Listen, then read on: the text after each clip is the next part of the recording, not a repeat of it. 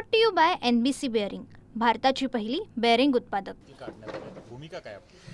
सगळ्यात प्रथम की जी CCTV खाजगी जागेमध्ये लावलेले ते आमच्याच कार्यकर्त्यांनी लावलेले, कारण का पहिली गोष्ट म्हणजे खाजगी जागेवर आपण काहीही करू शकतो, आपल्या जागेमध्ये आपण कुठल्याही गोष्टीचं हे करू शकतो। आमच्या कार्यकर्त्याचंच घर होतं ते, त्याने स्वतःहून हे CC कॅमेराज लावलेले की सगळ्यांना काळजी त्या EVM मशीनची।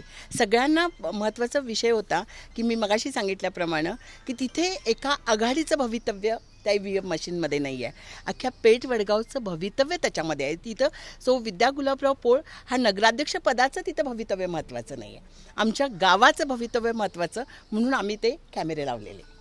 पण ज्या पद्धतीनं पोलीस प्रशासनानं निवडणूक त्याकडे कसं बघताय तुम्ही? नाही, त्या पद्धतीनं आम्हाला एकच सांगू वाटतं की थोडंसं प्रशासन हे एकतर्फी काम करतं आहे, हे सगळ्यांना जाणवतं आहे आणि हेही आता आम्हाला ह्यामधून जाणवलेलं आहे की त्यांनी कुठल्याही प्रकारचं विश्वासात, कारण कॅमेरा असणं ह्याच्यामध्ये अडचण काय हा समजत नाही आहे। तिथं असं नाही की आमचे कार्यकर्ते आतमध्ये जाऊन बसलेले आहेत किंवा आमचे कार्यकर्ते धाकटदपशा करत आहेत, असं काहीच नाही। साधे कॅमेरे आहेत, त्याच्यामध्ये कुणी आतमध्ये शिरलं किंवा बाहेर आलं तर दिसणार आहे, म्हणजे उलट प्रशासनाला त्याची मदतच आहे।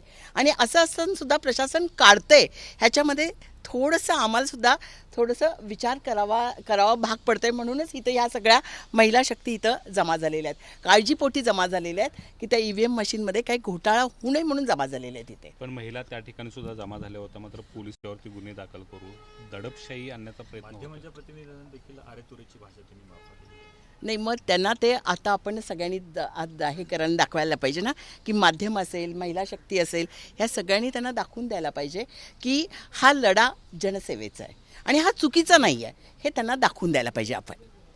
Brought to you by NBC bearing, भारताची पहिली बेअरिंग उत्पादक।